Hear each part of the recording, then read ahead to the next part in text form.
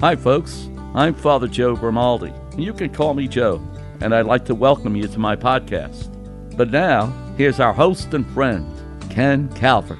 Hi everybody, I'm Ken Calvert alongside Father Joe Grimaldi, and of course we would like to put the welcome mat out and say welcome to the Father Joe Grimaldi podcast. Things appear to be getting back to a new normal, and at Star Lincoln, we're celebrating by offering a $2,500 cash back on select Lincoln Nautilus models and 0 APR for 72 months. The Nautilus has quickly become Lincoln's most popular SUV. This offer is effective for a very limited time only, and only through July 6, 2021. Aha, my friends, there is more. Don't forget about the many reasons to visit Star Lincoln, 12 Mile Road, just east of Telegraph in Southfield. The quickest way to shop Star Lincoln is by going online, starlincoln.com. Shop Star Express. Browse online, reach out when you're ready, then pick up or have your new Star Lincoln delivered right to your front door. Experience the ultimate in luxury with the stunning lineup of Star Lincoln SUVs, starting with the full-size Comfort and Extreme Lincoln Navigator, the 2021 Lincoln Aviator, or make your getaway in the 360 Copilot Plus packaged Corsair. Visit starlincoln.com. Star Lincoln, home of the star treatment.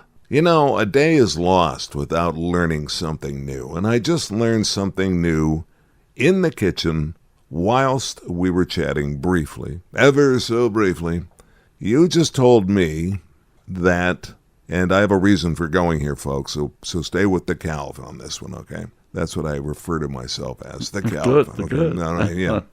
So, you and I were talking about this is the year of St. Joseph in the Catholic Church. But you were telling me that Father's Day was March 19th in most of Europa, in Europe. Yes. And that is because that is the Feast day of St. Joseph. And so the major feast. Yes. There's another feast, but it's the major feast. That would be true. Now, my question for you is this. In Europe, people celebrate the feast day of the person they're named after? Correct. They do celebrate. Yeah. Do you get gifts? Why don't you just go ahead and explain why a feast day is probably a little more important than your birthday? Well, because for Europeans, anyway, Yeah. a given name is a very special thing, huh? We know that when Zechariah gave John the name John, because an angel had told him he had to do that, well, and then he got his speech back again. Remember when he was told he was going to be a father, and he laughed it off, and he said, that's impossible, okay, because he was too old? Yeah. Well, then, of course, he was mute, could not speak until the birth of St. John. And when St. John was born, he finally wrote down, because he couldn't speak, his name shall be John. That's when he got his speech back, because he finally realized it's very special that the name describes a person. And so it's very, very strong relationship. In any case, they celebrate the feast day of the individual. So on the Feast of St. Joseph, for me, I even get phone calls from Italy wishing me a happy feast day. So that's more important than a gift. The gifts are not important. They don't do gifts as much. Now, what they would do is have a very special dinner. The family gathers. The extended family comes. So it's not the birthday that they see as important, but they see the name day. The golf tournament, the U.S. Open, was won by a Spaniard, and his name is John Rahm. And he's a Spaniard, as I mentioned. He was congratulated for not only winning the U.S. Open, but to do it on Father's Day. He immediately looked at the reporter and said, well, in Europe, we don't celebrate Father's Day today. Oh, you did, okay. We celebrate it on March 19th. Right. And I found that, well, that's interesting, you know what I mean? And as we were saying, it's probably more of a Hallmark celebration here in the States than it is around the world. But you've just taken me now to a great topic, because we'll stay with St. Joseph being the patron of the church and the year of St. Joseph. Your name is Joseph. That makes a lot of sense. Are there a lot of Giuseppes in Italy? Oh, God, yes. So that's a big one. That's a big one. Yeah, and St. John, that is a major feast. Mm-hmm.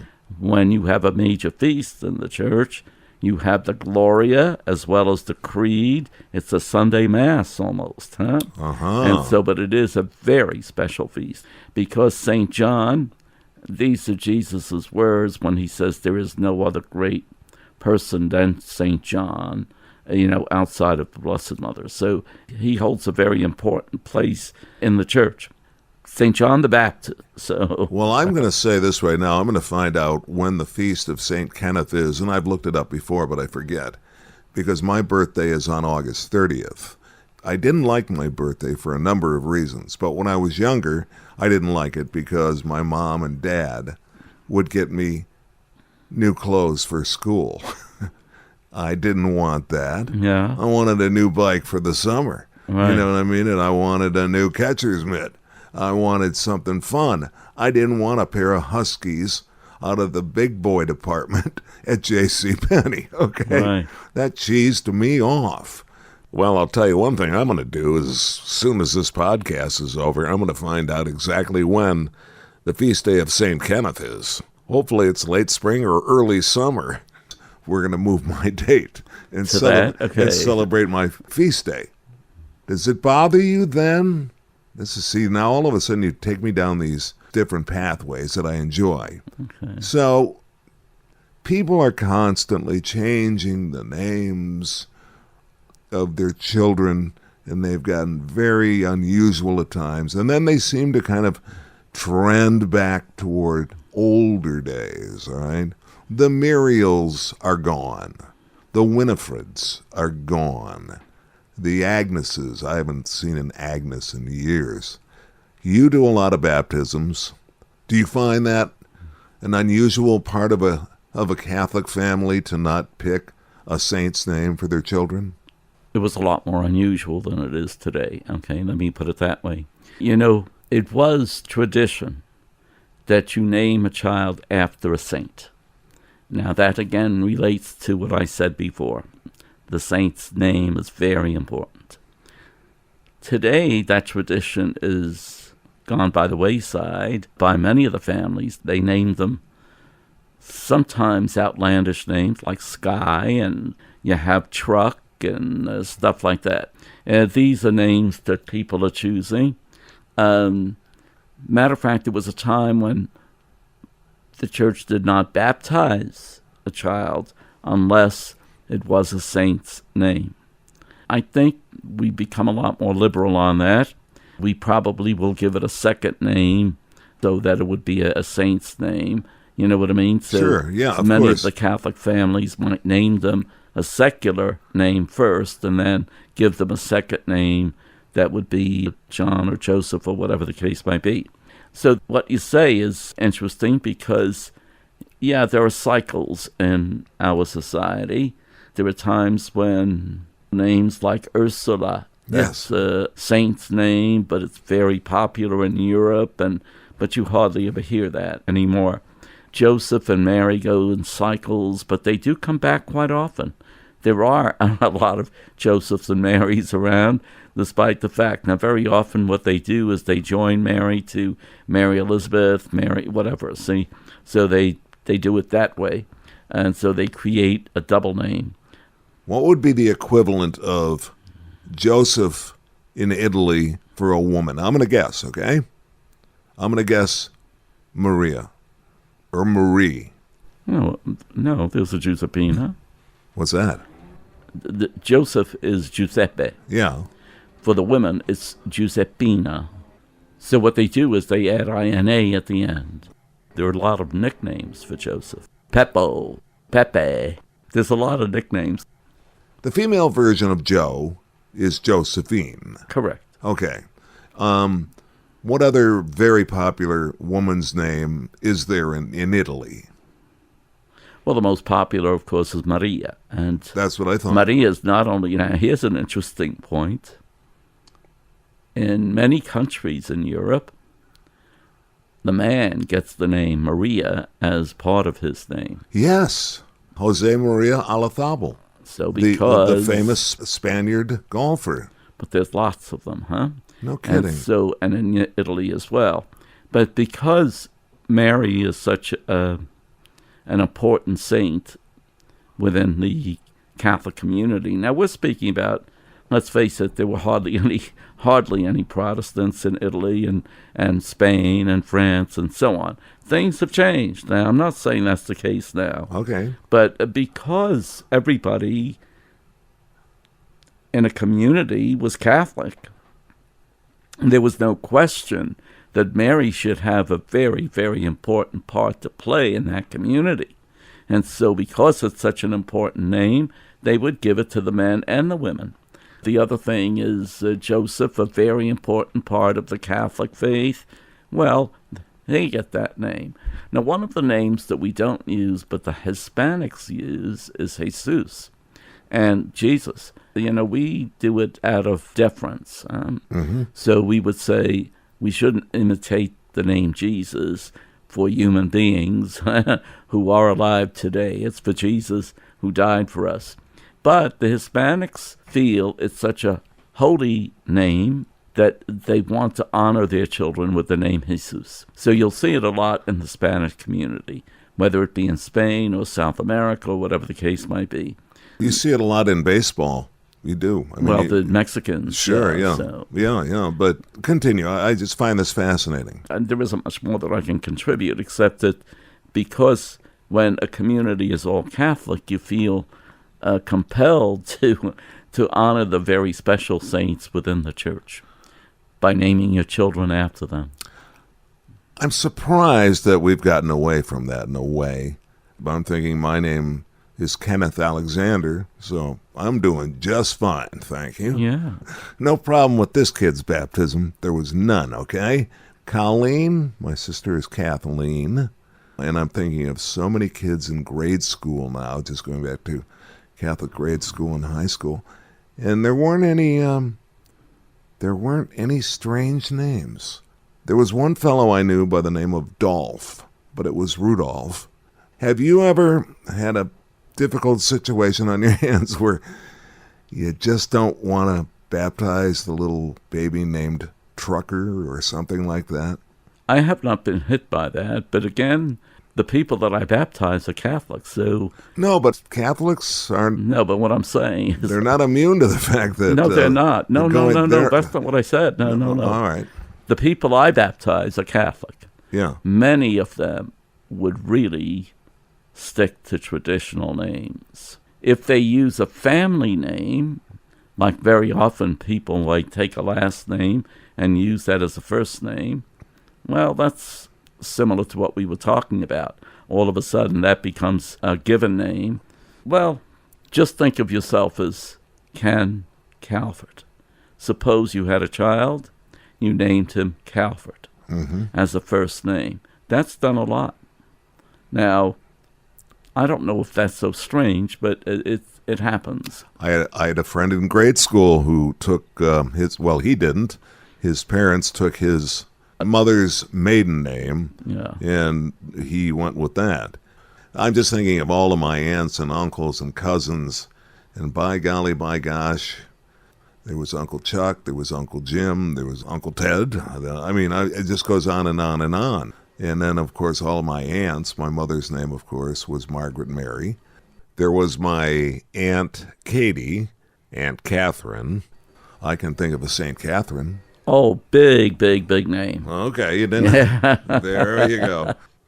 But my entire family is loaded with Catholics. I mean, there's a bunch of us out there. Joseph is a very, very popular name. Still is, isn't it? It is, yeah. And not just in Italy, but it's a popular name. Yeah, very popular name everywhere. But getting back to St. Joseph very quickly, I found this today, and it said, the primary picture we have of Joseph comes from the time around the birth of Jesus. What stays in our minds is that he was a righteous man, unwilling for Mary to experience public disgrace, and that he accepted the challenging role of being the adoptive earthly father of the Son of God. Perhaps it's best that we think of him mostly in that light. They can only speculate that they know for a fact that he was alive when Jesus was 12, but it stops there. And so they're guessing that he probably passed away in his mid-50s. You know something? You've used all the words that define what you said. Speculation, words that define possibly. There's nothing definite about what is in that statement because nobody knows. The only thing we know is in Scripture, it specifically says 2 words, just man. That's the only thing we go by. Everything else is speculation. We just don't know. Imagine, I don't think we really have pictures of him at any age, okay? I don't know how we could unless somebody drew them in rocks or something like that. But we don't have any pictures of him at any age, basically. We have images that we've created that are emotional tries at getting people's devotion, basically. So, and they're nice pictures. One of the problems we see is that very often he's depicted as a Santa Claus-looking character, old and decrepit, ready to die at any minute. Yes. Well, that's not necessarily true. He may have been young and vibrant and so on. But those are the pictures we have. So it's kind of interesting because that statement tells us a lot because it says that it's all speculation and there's nothing true about it.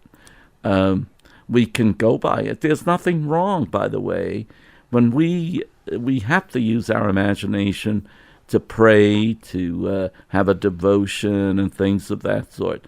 So I don't think there's anything bad in describing a speculation. If it helps you to pray, I'm all for it, and that's what's important.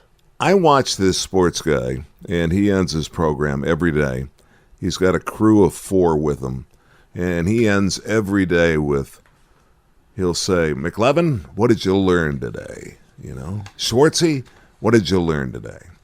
Well, today I learned that, first of all, we don't know a whole lot about St. Joseph.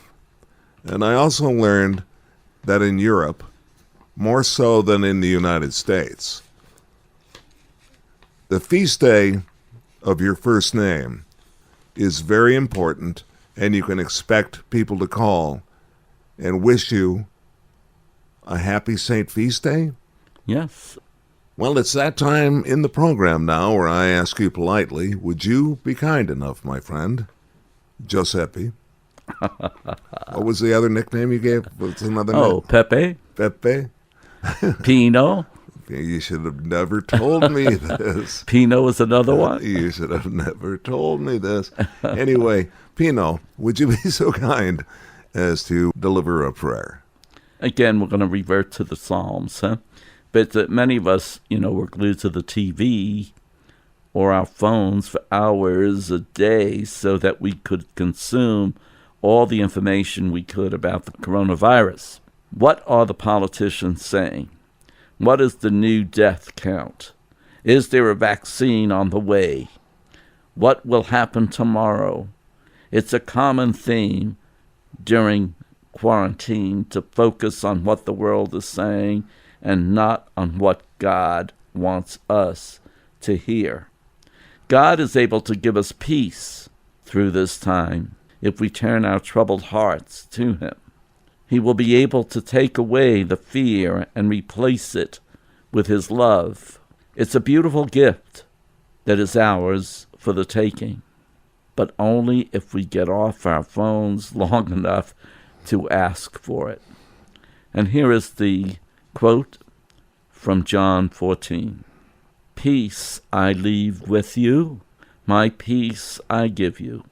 I do not give to you as the world gives.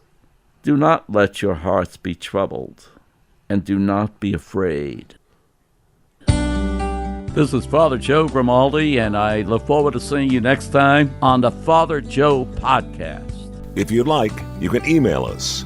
It's frjoepodcast@gmail.com. That's frjoepodcast podcast@gmail.com. We're also on Facebook. Simply search Father Joe Grimaldi. And thanks for listening, everyone.